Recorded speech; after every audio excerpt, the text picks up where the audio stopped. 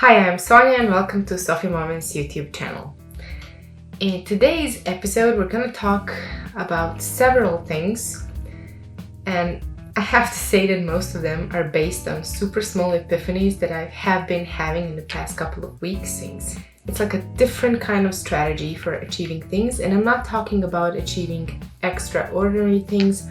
I'm talking about achieving extraordinary but also daily things as well. So for quite some time, I would even say months even, I had this feeling of being stuck, and I know that many of us know that feeling very well. And I have tried all of my tested and proven methods for getting out of that specific feeling, but none of them worked. And I don't remember exactly how, but I just had this epiphany / memory about a book that I read a long time ago. And when I say long, I mean like 20 years ago, basically about reverse psychology. It's one of the first books in the self-help department that I have read.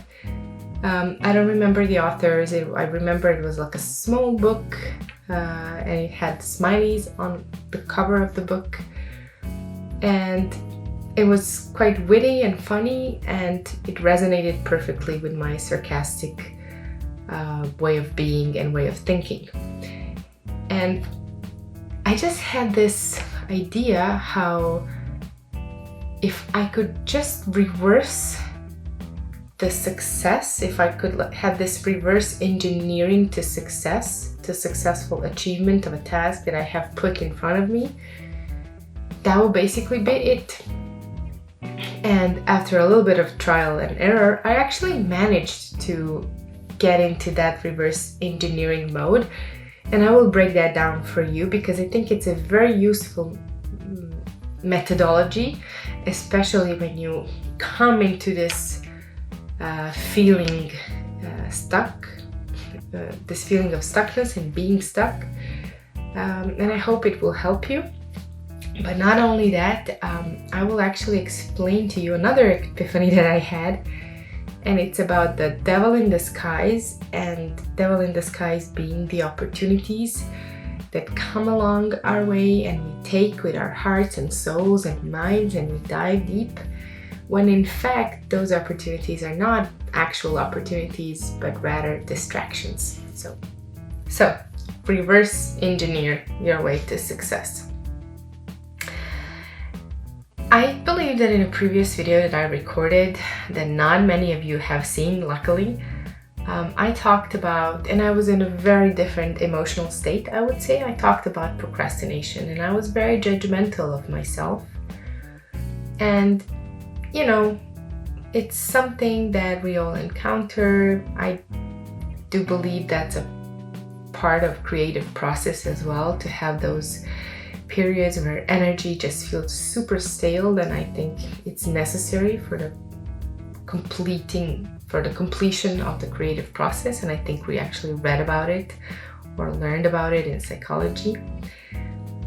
So yeah, I was in a very specific mood for quite a long time, and at the same time I was setting these super high goals for myself. So my emotional state and the goals that I have set for myself, there has been a really big disparity between the two states, I would say, states of being, between where I am right now and where I need to be in order to achieve the goal. So maybe a little bit of explanation there as well.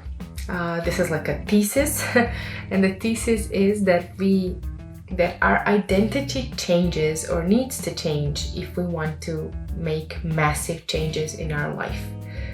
So I believe, and I have life experience to prove this thesis. Basically, you're not the same person as you go through life experiences. That's how your identity is formed. It's formed upon all those different good and bad life experiences. So sometimes it's very hard to start working on a goal that you have set for yourself because you don't actually understand the new identity that you need to embody or the new person that you will become in the process, right? You know the goal, but you do not know the process. And that's exactly where the reverse engineering comes into play. Because if you know the goal, and this is pure logic, like philosophy logic, like if you know the goal, you can deduct back the steps that you have taken or the smaller results that must have happened in your life experience before you have achieved the goal, the set goal, right? So sometimes you cannot see like from the A to B, like what steps need to happen, but at the same time you can see from B to A what must have happened for this person to be able to achieve this. And if it's complicated, it shouldn't be. It's very simple, and I'm going to use a very specific and simple example because I love those, and I believe that those are the best ones. So let's say that I have set a goal for myself to record 4 videos this month. So in a period of a month's time, I need to have these 4 videos that I have recorded. And to simplify this even more, let's say that means that in the first week I must have recorded 1 video, right? Okay, so in order for me to record that video, what had to happen? Well, I had to push the record button. Okay, what happened before that? Well, I had to sit in front of the camera and I had to turn the camera on. Okay, what happened before that? Well, most likely I had to put some makeup on. Okay, what happened before that? Well, I had to brush my teeth. Okay, what happened before that? Well, I had to be able to have enough time in my schedule or in my day, like to set a certain amount of time to be able to record a video. Okay, what had to happen before that? Well, I had to figure out how to put this extra hour in my very busy family daily schedule. Okay, what had to happen before that? Well, I had to have etc, etc, etc, etc. So as you reverse engineer anything, like any goal, write down all those steps that need to happen, and you will come to the A1, like the first step from exactly where you are. And it should be, and this is like Jordan Peterson, I'm channeling Jordan Peterson over here. It needs to be completely aligned with the goal, but so small that's actually achievable right now.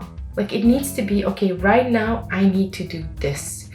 And that's all I need to do right now. And then you go back to your list once you finish the first thing or the last thing, because it's like a reverse engineering process. And you check it off, you've done it, and you move on to the next thing. And as I was reverse engineering some of the goals that I have set for myself, I had this other epiphany about opportunities. And I realized that sometimes we do not believe in our goals, the ones that we actually believe that are the best and the most aligned with our souls. And we get quite easily distracted by opportunities that come along our way. And although I am very much appreciative of all of the opportunities that have ever came my way, looking back, I can notice how some of those opportunities were actually just nothing more than distractions. So it is a painful realization, but it's also very liberating because it kind of helps you believe in your own goal a little bit more. It gives you the confidence to say no. And it challenges you because you need to go back to your goal and really, really ask yourself, is this something that I really want? And is this something that I really believe that I can have, do, attain, whatever? So, and it's like a little dance that you do between the steps that are taking you to the goal and the goal itself, because life happens and you forget or you get distracted because objective reasons are quite complicated, or life is quite complicated, and then you have objective reasons to postpone the goal. So you end up kind of losing sight of your goal, and then the next opportunity comes your way and you grab it and you're like, oh, thank God, something is happening, something good is happening. And then 3 months later, you resent the opportunity, and you also resent yourself for not working on your goal. So this kind of very vivid, very real dance that should be happening between the steps and constant reverse engineering and constant reassuring that you do believe in your goal and that you do believe in yourself and your ability to achieve the goal. It's like a daily dance. It should occur on a daily level. And not only that you theoretically analyze the goal and the way that will take you to the goal, but actually practically, like checking off step by step and getting closer. And sometimes I forget that I have done something, and then when I go back and refocus and re-energize, I find something that is A, B, and C, like the second or third step toward my goal, and I'm like pleasantly surprised because in my mind I thought that I did not move from the A1. So it is a weird thing, the whole goal setting thing, and obviously I believe that by now all of us know about the SMART goals and how to set them, but sometimes you need a little bit of reverse psychology and a little bit of reverse engineering to actually trick your mind to get out of that energy of stuckness and like task paralysis. And I believe it's a basic fear of success and failure, both in a very weird combination.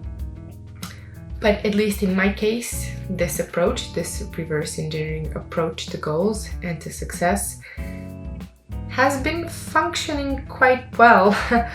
And like I said, I'm only a couple of weeks in this matter, but at the same time, I do remember how this reverse psychology has always worked very well for my mind, the way my mind operates, and I do believe that the reverse psychology approach works well for people who are, I'm gonna say it, quite intelligent and also sarcastic and witty, because we're so smart that we tend to oversmart ourselves constantly, and we have, and I'm being sarcastic here obviously, and we have constant imposter syndrome. So it's like an ongoing battle between I really, really, really want this, and I really, really believe it, that I can have it, but who am I to think that I can do it, that I can have it, that I can achieve it? And I'm not talking about winning the Nobel Prize here. I'm talking about washing windows or cleaning windows and I don't know, making lunch for my family. It's on that level that the imposter syndrome happens as well. If you have a mind that's kind of, it has nothing to do with intelligence. In fact, it has to do with overthinking and minds that are trained to constantly logicize, not a word probably, daily tasks. Like we overthink and we never drop the thought to heart, where the actual energetic transmutation happens. It does not happen in our minds, and we do not derive the energy for the practical side of task achievement from our minds. We actually do it from bodies and hearts, I believe. And I think there are scientific studies that prove it, certainly spiritual practices that prove it. So, but the correlation between mind and heart and body is the correlation, the most important one in human experience. So once we establish the clear flow of thoughts and kind of drop the focus to our hearts, and then take our bodies and do what needs to be done in order to get the task done, I think that's where the power lays in. So the reverse engineering approach to success and goal setting and goal achieving is actually just a method to help your mind breathe a little bit better. So I really hope I didn't over confuse you with today's insights. I'm actually very curious to know if any of you ever read any of the books with a possible title of reverse psychology. If not, just tell me if you ever encountered with the term and what do you think of it, and if you ever came to same insight as I did, both regarding reverse engineering approach to goal setting and also this opportunities that are actually small devils in disguise that are there in order to distract us from our important goals. So thank you, and see you in the next one. Bye.